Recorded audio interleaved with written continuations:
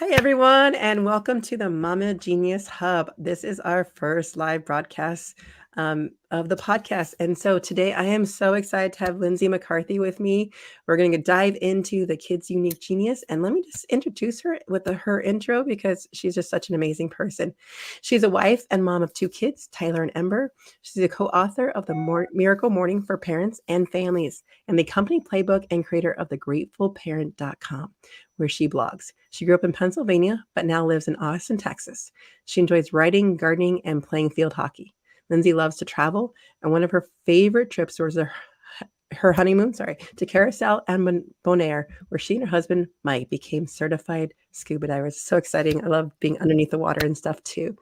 So, Lindsay, I just had to bring you on here because when I decided to do this about genius, and I just know your story behind how everything that you do with your family, and we had already talked about the family meetings and stuff.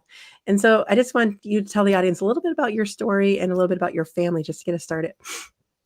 Yeah, so like you said in the bio, I've been married for 17 years to my husband, Mike. We have two kids, Tyler, who's now 14, and Ember, who's 10.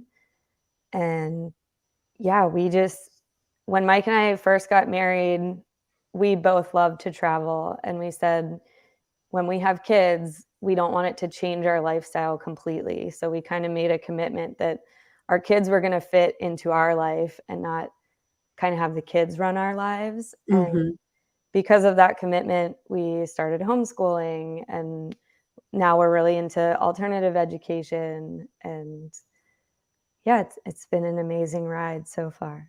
Oh, that's awesome. Well, tell me a little bit more about how their education works and how that's inspiring the genius in them.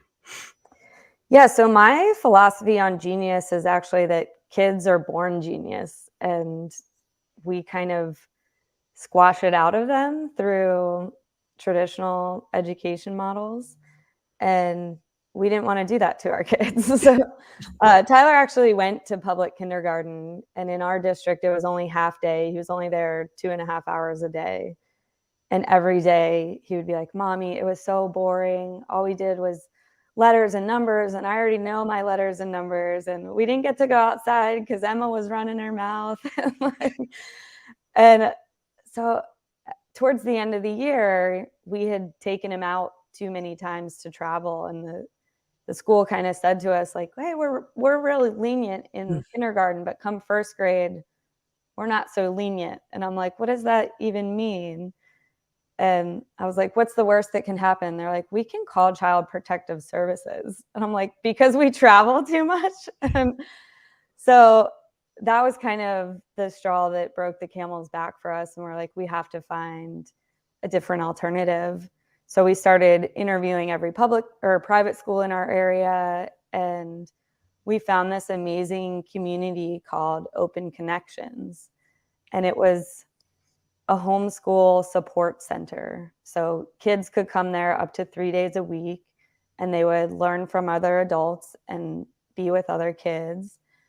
And they called it partnership education. So the parents were kind of in control of the formal academics, and there they would go and learn fun stuff. And they got to be outside all the time, and they took care of chickens. And it was a very cooperative environment for the kids. And they offered them a lot of choice, which I think I've come to learn that choice is really how the kids follow their genius. Like when they're given a say in their education, when they're given choices to make, that's how they kind of follow their bliss. Like they already know how to do that.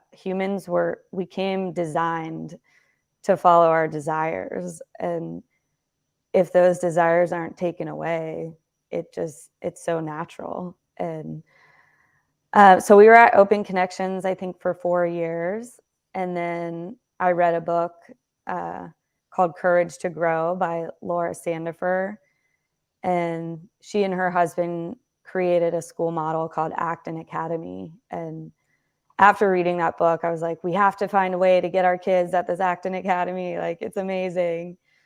And my husband and I were going to start our own, actually, until we went on vacation with some friends who all live in Austin. And they said, why don't you just move to Austin and put your kids at our Acton? And we were like, oh my gosh, why didn't we think of that?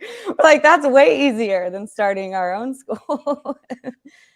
And so that's what we did. We moved our whole family from Pennsylvania to Austin, Texas, and we enrolled our kids in Acton Academy, and they were both thriving there. Well, no, Tyler was thriving there. Ember was kind of floundering. So we got her tested, and it turns out she's dyslexic. And just so happened 15 minutes from our house is a school dedicated to kids with dyslexia called Ross and Saunders. And so like it felt so serendipitous that we had moved to Austin for this Acton Academy and then find this other amazing school 15 minutes from our house that's perfect for our daughter. And I just keep picturing, because I keep thinking of the Y2 squared book, and like the moth and the whole where you're like going towards the fire, but the window is like right there. And like Austin for you was like that window. And I mean, even for me, like as we got on this, and I didn't have questions ready and stuff, and it's just like I didn't even know I was going to be doing a podcast 2 weeks ago, but here we are, and we're doing this. And I think once we get into that genius or figure out where that leads us, and we're following those things, and I see that so beautiful that you're doing that for your kids as well. So how did once now they're at different schools, but how are they coming into their genius then? Yeah, well, so like Ember with a diagnosis of dyslexia, that could be a bummer, right? But for her, she literally thinks she has a superpower because she's dyslexic. She's like, Mommy, my brain just learns differently. And now I go to this school where they teach me the way I learn. And her reading has improved so much. She's in 5th grade now, and she's reading independently on grade level, which is like amazing. That's and utterly and then for Tyler, so the way Acton works, it's an entrepreneurial mindset school. So in the morning, they have what they call core skills, and it's all self-paced. So they're all online programs. They do like Khan Academy and this program called No Red Ink, which is like a grammar program. And they have several different ones. So the kids get to work at their own pace. And if they have questions, there is an adult there called a guide. But the guide is trained to teach Socratically. So if the kids came to them and say, hey, I don't understand what I'm supposed to do here, instead of just answering their question, they'll answer them with a question. And they're like, well, how do you think you could figure that out? like, so it helps them really start thinking critically and walk through it themselves instead of just being fed answers all the time. They're like, oh, okay, how would I figure this out? Oh, there's probably an instruction page, or, oh, I got to log into Google Classroom and that's where the instructions are. And so they have also Socratic discussions for what they call civilizations, which is history, basically. And at his age now in high school, the kids actually lead those Socratic discussions too. So as they move up, the guides become less and less hands-on. And they also do apprenticeships every year. So Tyler's done 2 so far. He worked with a real estate agent his first year, and he got to shadow him. And so now he's like, I want to be a realtor. We're like, okay, buddy, like, let's not put all your eggs in one basket quite yet. And then his last one, he worked with a professional wake surfer. So he got to get his boater's license and learn how to drive a boat. And he got to go on different lessons, and he got paid tips. He was like, this is awesome. I need to go to school. Yeah. And his school also has 0 attendance policy. So actually today he's home working from home because he's like, he went camping this weekend and he's tired. So he's like, Mom, can I just work from home today? Sure. Why not, buddy? Already learning what we're doing, right?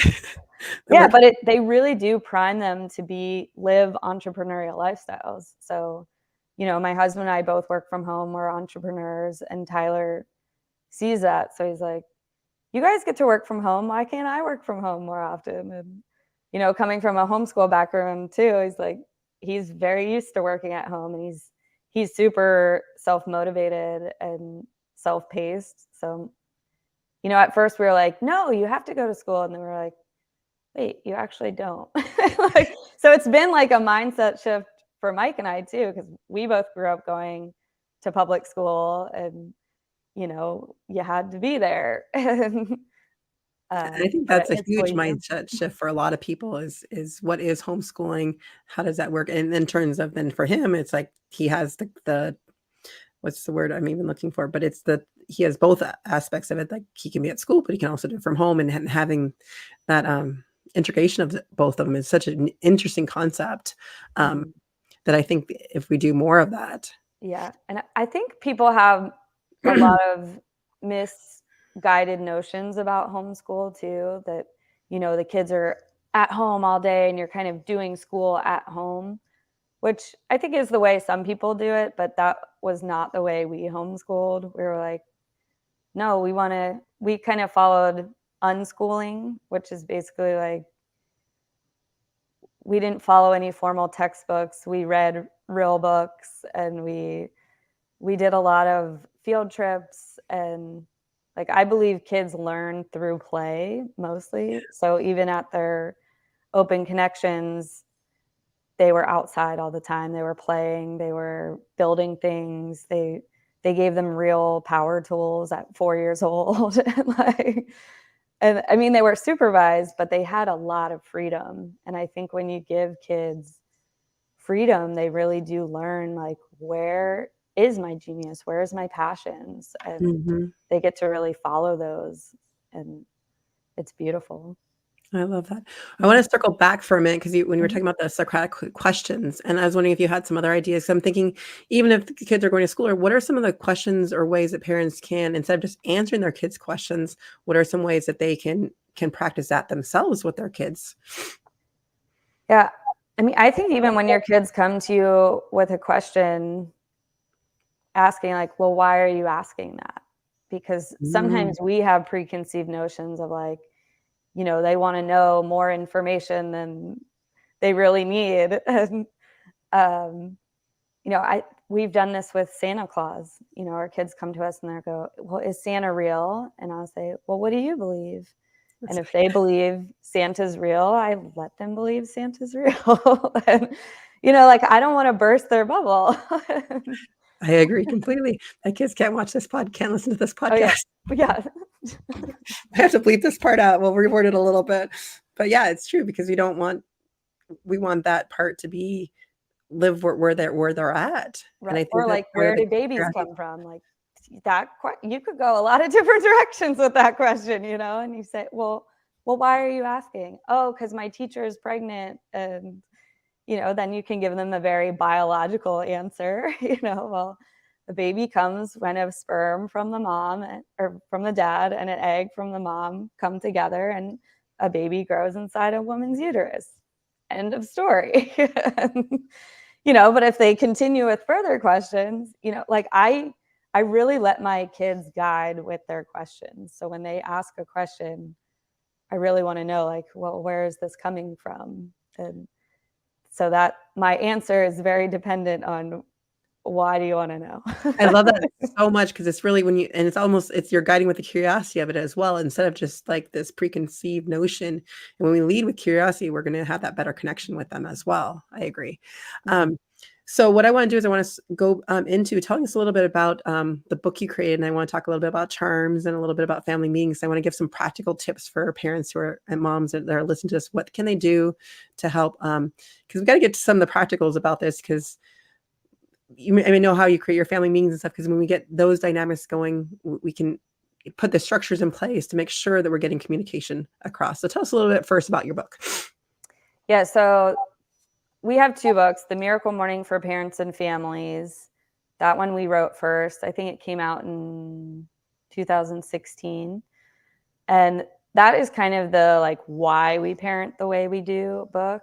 And then 5 years later, we wrote the playbook version, which is kind of the how-to guide of the way we parent. And in The Miracle Morning for Parents and Families, we talk about the 3 Ps of exceptional parenthood. And to us, that's playfulness, purposefulness, and perspective. And, the miracle morning is basically a morning ritual. It's how you wake up instead of why you wake up. And, so the original acronym is SAVERS, which stands for silence, affirmations, visualization, exercise, reading, and scribing. And when Mike and I started practicing the miracle morning, our kids kept interrupting us. They were 2 and 6 at the time. And at first we tried all these things, like give them some toys so we can get our work done, like put them in front of the TV so we can get our work done. And what we realized is it was actually my daughter, my 2-year-old daughter, came to me one morning and she said, "Mommy, I want to do what you're doing." And I was like, "Oh my gosh, yeah, like why wouldn't I invite you into this?" So then we kind of started doing miracle morning together as a family. And it looks different for a 2-year-old than an adult. But, and it was our 6-year-old who, Tyler, was like, "Mom, I don't get it. Why do I have to save my life every day?" Because, little kids take everything so literally. And I was like, you know what? We don't have to call it that. Like, let's make our own acronym. So we created CHARMS for kids, and CHARMS stands for creativity, health, affirmations, reading, meditation, and we added one, which is one of our family values, service. And so those are the 6 things that our kids kind of focus on. Now it's more every day. It's kind of become more of a lifestyle than just a morning ritual for us. And what we kind of discovered after the fact too is that the CHARMS and the SAVERS really do reflect our family values. So it's like every day we're kind of reiterating our family values with our kids. And the rule in our house is that they have to get their CHARMS done before they can have any screen time. And that's, and they're like, "Why?" And we're like, "'Cause these things are more important. Like once you gotta work before you get to play." So like, and in our book, it's like working on yourself is the most important thing. So let's do these 6 things and then we can have fun. I love that so much, and that's how I even found your book. When I was homeschooling, I started doing charms with my kids, but then again, yeah, the complaints come up with the different things, and then making it your own. So the last couple days, actually the last couple weeks with the girls, I was trying to do just 3 minutes of meditation with them in the morning, and they were like fighting me like nonstop. And so all of a sudden on last Friday, for some reason, I just came with the idea of 3 of us. We sat in a circle and we actually did a mini women's circle from how I've been leading it in terms of like talking about how we're doing and the feelings and what's our day going to be like. And we did that together. Like, "Mom, we can do this instead of meditation. We're okay with that." And so then we did it again this morning. And then Bella's like, "Can we put a timer so it's not too long? Because you went over the 3 minutes you promised us." And I was just like, "Well, we're learning how to do it and we'll get there." Or, she's like, "Oh, okay, that's fine." Lily's like, "I'm good with it, Mommy."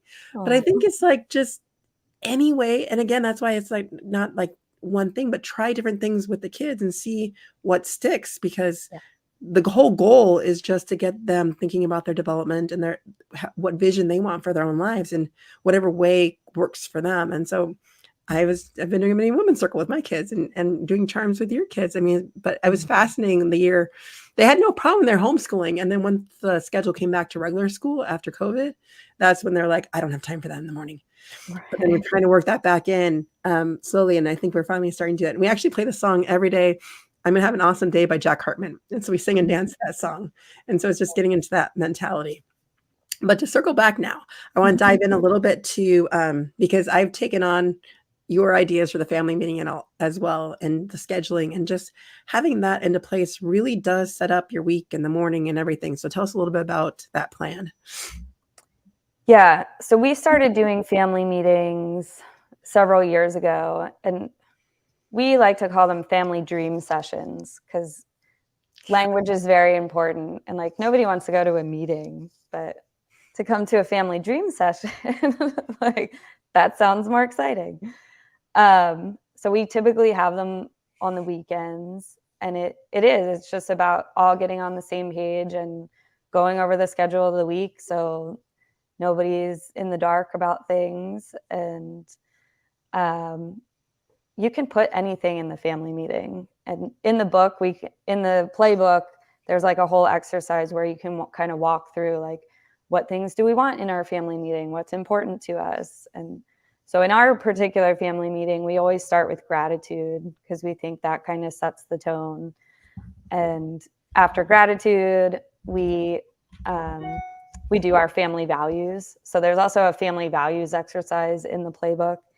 So you can create your own unique family values, which I know you've done that exercise with your family. So. Actually, it was me and Lily who I went on to your workshop, and I was so excited because Hal Elrond was in there with his family, and I got to witness them making their values as well. It was such an exciting moment. Yeah, Hal was in there with his family that day. That was fun. And so we actually recite our family values every week, and we have them hanging all over our house. The kids each have a copy in their room. And, I believe with family values, if you don't articulate them and share them and, hold each other to them, they're kind of worthless. So our family values, it's a living document. Like we use it as teaching tools all the time. And like the kids call us out on it too. Like if we're not living up to the family values, they're like, Mom, aren't we resilient warriors? And I'm like, all right. You got me. It is funny because my son now will like, Mom, don't you need to take a deep breath, or don't you need to do this? It's they start to do the things that you've been teaching them, and it's good because we need those reminders too, because we're all not perfect. But it's like is creating that place where we can all communicate together and help each other through our struggles, because it isn't us have to do everything for them. We're inspiring them to also call us out as well and admit that we are not always right. Right. Yeah, and we make mistakes too. We're all human. And, the repair, I think, is even more important than the mess up. And oh, that's so true. I mean, anyway. Yeah, no, I was just to say, coming back to that repair of it and admitting that we're not perfect, and them to see that is all part of this. Because when we say, again, I think it comes back to the idea of like someone in front of the room saying they're the expert. Like it's more that we're all in the leadership sheet sharing, and the more we talk and communicate about it, like having these conversations, like for those of you listening out there, I'd rather you come into the Facebook group and share your thoughts on it so you're processing it as well, not just like, oh, well, they're the experts. No, we're just here sharing information for you to process and figure out how that means for you. And the best way to do it is to get that out of you. And so come share, find someone else to talk to you about, or however it is that you need to get it out, or journal about it. I actually get really uncomfortable when people call me a parenting expert. So I'm like, I'm not a parenting expert. I might be an expert on my kids, and I believe you're an expert on your kids. I love that. I'm not. The word expert's just so like out there. Like it's imposing. We're all in this together, just supporting each other. And that's what this podcast especially is all about, is just how do we get that support out and those ideas out so we can have different thought process and different mindset and how we approach things when we're struggling. If we change that mindset, then we can do it, and getting into our genius zone and figuring out things we actually like doing, which we lose in the busyness of everything. And we're going to go into those questions. So we're about to start into our questions. Are any final things about the book or the playbook that you want to share? Well, I think back to the family meetings too, we were just it is a conversation. So I think the family meeting kind of creates a safe space where everybody gets to feel heard. And, it's protected time too. So sometimes during the week, if something comes up where Tyler's like, I don't want to play soccer anymore, I'm like, let's talk about that at the family meeting, and then it kind of gives Mike and I time to get on the same page. Like, how are we going to approach this with him? And then at the family meeting, he gets to bring it up, and, we'll have that discussion then, instead of just like, I'm busy right now. Like, I can't talk about that. So before we switch gears on the family meeting, though, why don't you just go through what is like your specific family agenda look like? Because I know it's different. Right. Make your own. I kind of went halfway through. Let's finish. So we start with gratitude. We share our family values. Then we go into like the schedule for the week, and after that, it's kind of like open forum. So if we have some travel coming up, we'll go over what the plan for that is, and that's when the kids really get to have a voice too. Like, hey, Ember, your spring break is coming up. Where do you want to go? Oh, your birthday's coming up. Let's talk about your birthday party. Mhm. And, it's just a save time where we can talk about all those loose ends and things that come up during all family lives. And then you have the space for it. So it's like not during the week to try and track someone down and having those conversations when you're not ready for it. You're like, this is Right. making your list of the things you need to chat about. And the other thing I wanted to point on the gratitude is when you told that to me, and I know Lindsay actually called it showering with gratitude. Mm. I introduced it to my family. And so even at times when we're in the car and everyone's angry or something, one of the kids will be like, isn't it time to shower each other with gratitude? Like Mm. just to change the mood and what it does. And so what you want to do is just kind of go around and just tell everyone what you're grateful for about them. And it just Mhm. really does change the vibe of everything and sometimes it is hard to think about sometimes when you're like in a bad mood or something, but it does like really redefine it and give you a chance to change that mindset about it. So I really appreciate the shower with gratitude. So I think more families should be doing that and Yeah. just appreciating all the good things we have in each other instead of always like, you're not doing this well in school or you're not doing this. Like, what are we doing well? And that's where Mm. genius comes in is when we start focusing on the things that we're doing well, then it starts to come out more and more. Yeah, that's how we approach family values too. It's all about tell us stories when your family was at its best. And that's where the family values come from those stories instead of like aspirational values or like just picking random words that sound good. It's like, Yes, no, where were we already at our best? And like, that's who we already are. Let's remember who we are. I love that. Yeah. So you're my first guinea pig since really you're my first live podcast. Once I decided doing a Mama Genius Hub, just so everyone knows, interviews were already recorded for the previous ones, but I'm just resplicing them, and we're just getting this done imperfectly. But so we're gonna start with our end of the question, 5 questions for the end of this podcast. And Lindsay's questions are: number 1, share your favorite book or resource that has had a significant impact on your journey as a mom. Yeah, I think Conscious Parent by Dr. Shafali was one of the Mm, first kind of parenting books that really hit me in a different way. And that's kind of where our perspective comes from for parenting is, she's we don't see ourselves as like we own our kids. It's like our kids are their own sovereign beings and we're here more as like a spiritual guide for them than like, an authority figure. And I just love all of her books. So I love she's amazing. Yeah, I love it, and it also goes into this that we're here to guide them into their genius for them, but not to like say this is what you need to do, but like Right. give them opportunities to do that. Number 2 for you, what is a favorite special family tradition or ritual that brings joy to your household and some encourages some connection? Yeah, I think one of my favorite family traditions is decorating our Christmas tree every year. Mm, So when we go on our travels, we always collect a Christmas ornament. So then when we're decorating our Christmas tree every year, we're like, oh my gosh, do you remember that trip? You remember that trip? And it's just a fun time of remembering and family connection. So, we've been starting to do the same thing and getting ornaments from everywhere, and then yeah, I agree, it's so much fun. Then number 3, how do you encourage your child to explore new skills or passions, and what impact has it had on their growth? We've already talked a lot about that, but if you have a specific instance with one of your kids. yeah, I mean, I think the best way to encourage our kids to try something new is to try something new ourselves. Mm, Like, we are big on modeling what we want to see in our kids.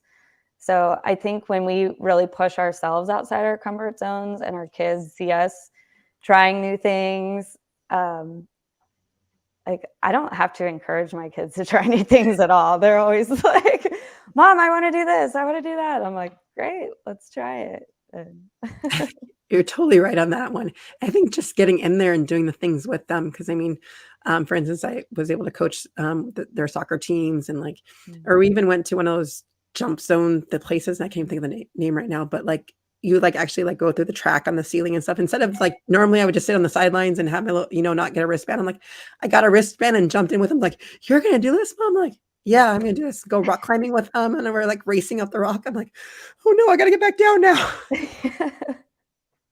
But it's so much fun when we do those things with them. Mhm. Number 4 for you, Now, this is one that I'm going to throw out to all podcast guests now because this is something that's been on my mind.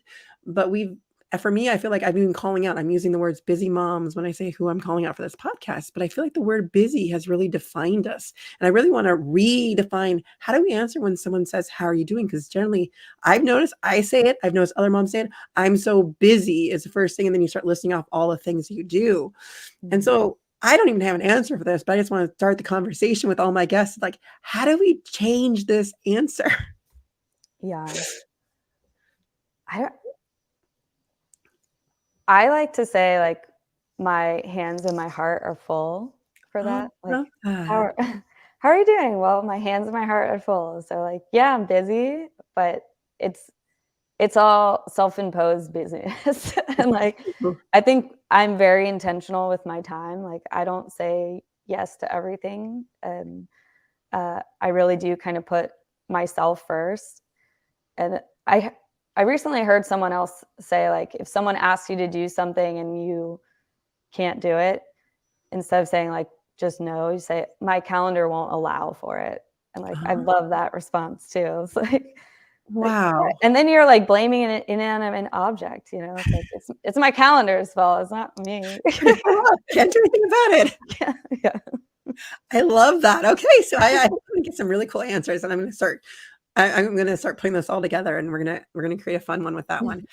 And the last one, and then is describe what genius means or feels like for you, or what does it feel like when you're in your genius zone?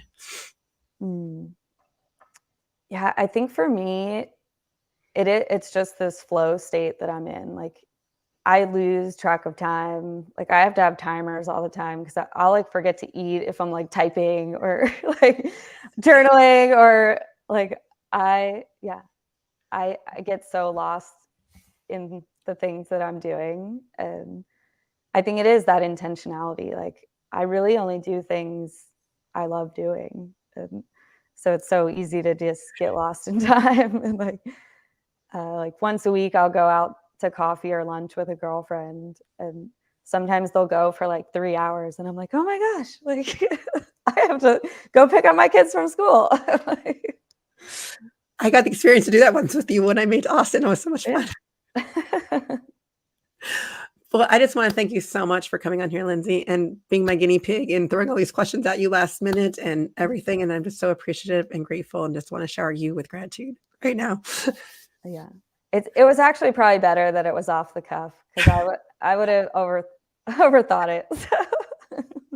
Well, that worked out really well. Then we're just going to put you in your genius zone. Maybe I won't give the questions ahead of time and just put people on the spot. If Yeah. they're listening to podcasts, they'll know them ahead of time. But if not, well, you're on the spot. Yeah. Well, again, thank you again. Check out Lindsay's book, The Miracle Morning, and the Parenting Handbook. I'll have the links in the comments down below. And let's just get some more questions going with your families. Let's start getting some more conversations going, and enjoy finding your genius. We'll see you next time. Let's do motherhood together.